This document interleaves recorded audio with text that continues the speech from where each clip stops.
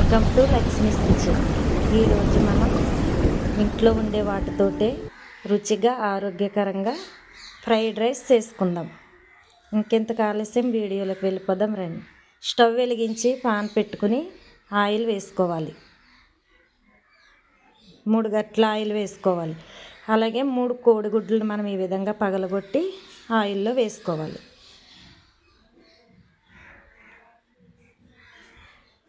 నేనైతే ఇద్దరికి సరిపడంగా చేస్తున్నాను కాబట్టి 3 గుడ్లు తీసుకున్నానండి. మీరు ఎంతమందికి చేస్తారో దాన్ని బట్టి గుడ్లు తీసుకోవాలి.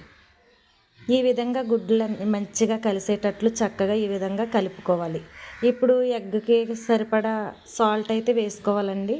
అంటే బాగా వేగిపోయిన తర్వాత వేస్తే ఈ ఎగ్కి పట్టదు కాబట్టి ఇప్పుడు ఈ కోడిగుడ్డుకి సరిపడంగా సాల్ట్ వేసుకోవాలి.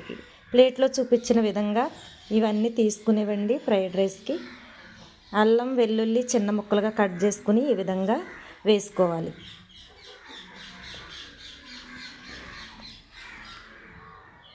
ఈ విధంగా వేసుకున్న తర్వాత చక్కగా ఇవన్నీ కలిసేటట్లు కలుపుకోవాలి.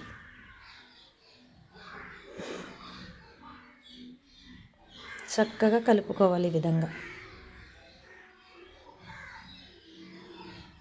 కలుపుకున్న తర్వాత బీన్స్ వేసుకోవాలి. చిన్న ముక్కలుగా కట్ చేసుకుని ప్రతిదీ మనం వేసేవన్నీ బాగా చిన్న ముక్కలుగా కట్ చేసుకోవాలండి. అలాగే క్యారెట్ ముక్కలు వేసుకోవాలి. తర్వాత ఉల్లిపాయ ముక్కలను వేసుకోవాలి. క్యాబేజీ లేదు కాబట్టి నేను ఉల్లిపాయను తీసుకున్నానండి. క్యాబేజీ ఉంటే మనం ఉల్లిపాయ వేసుకొని అవసరం లేదు. ఈ విధంగా బీన్స్ క్యారెట్ ఉల్లిపాయ వేసిన తర్వాత చక్కగా ఇవన్నీ కలిసేటట్లు మంచిగా వేగించుకోవాలి. ఈ విధంగా కలుపుతూ వేగనివ్వాలి. ఈ విధంగా వేగిన తర్వాత మనం మసాలాలు చెక్క యాలకులు లవంగాలు ఒక 4-5 చొప్పున వేసుకోవాలి. ఒక బిర్యానీ ఆకు వేసుకుని ఇవంతా కలిసేటట్లు చక్కగా ఈ విధంగా కలుపుకోవాలి. ఈ ఆయిల్ వీటెక్కడానికి ఇవన్నీ మగ్గుతాయండి. ఆ మసాలా ఫ్లేవర్ కూడా బయటకు వస్తుంది అవన్నీ పట్టేలాగా. ఈ విధంగా రెడీ చేసుకునే ముందే మనం అన్నం మంచిగా ఈ విధంగా వంచుకుని అది ఆరబెట్టుకున్నానండి. ఇవంతా బాగా వేగుతుంది కదండి. ఈ టైంలో కరివేపాకు కొత్తిమీర పుదీనా చిన్నగా కట్ చేసుకుని ఈ విధంగా వేసుకోవాలి. చక్కగా ఈ 3 కూడా ఈ విధంగా వేసుకుని మంచిగా ఈ విధంగా కలుపుకోవాలి. ఈ విధంగా కలిపిన తర్వాత మనం ఫ్రైడ్ రైస్కి సరిపడంగా సాల్ట్ ఇప్పుడే వేసేసుకోవాలండి.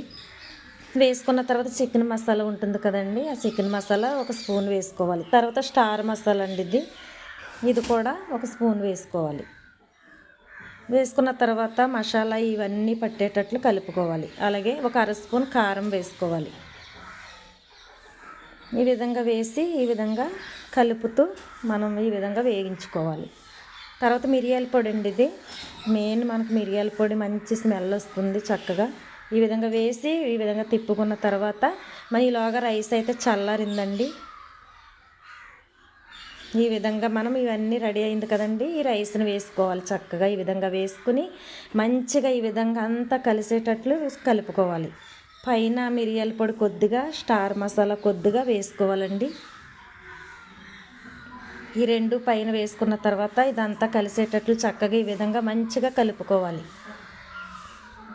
ఈ విధంగా మనం చిన్న మంట మీద ఈ విధంగా కలుపుతూ మనం ఫ్రైడ్ రైస్ అయితే చాలా రుచిగా ఉంటుందండి. ఎందుకంటే ఇంట్లోనే మనకు ఆరోగ్యకరంగా బయట అయితే వెనిగర్ సాసులు ఇవన్నీ వేస్తారు కదండి. టేస్టింగ్ సాల్ట్ ఇవన్నీ మనం ఏమి లేకుండా మనం ఇంట్లో ఈ విధంగా మన ఆరోగ్యానికి మంచిగా ఉండేలాగా రుచిగా ఈ విధంగా చేసుకోవచ్చండి. ఫ్రైడ్ రైస్ అయితే చక్కగా రెడీ అయిపోయిందండి. మరి మీరు కూడా ఈ విధంగా వండండి. మీకు ఎలా వచ్చిందో కామెంట్లో తెలియచేయండి. మంచి రుచిగా అయితే ఫ్రైడ్ రైస్ రెడీ అయిపోయింది. మన ఛానల్ని ఫాలో అవ్వండి. లైక్ షేర్ సబ్స్క్రైబ్ చేసి సపోర్ట్ చేయండి. మంచిగా మీరు అందరూ చేస్తున్న సపోర్ట్ని బట్టి మీకు అందరికీ నేను థ్యాంక్స్ తెలియజేస్తున్నానండి. మరి ఇంకెంతకండి ఆలస్యం మరొక పైన కొత్తిమీర చల్లుకొని మంచిగా స్టవ్ ఆఫ్ చేసుకుందామండి.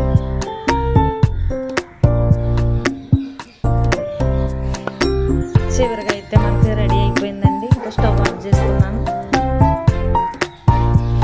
మరొక వీడియోతో మీ ముందుకు వస్తానండి.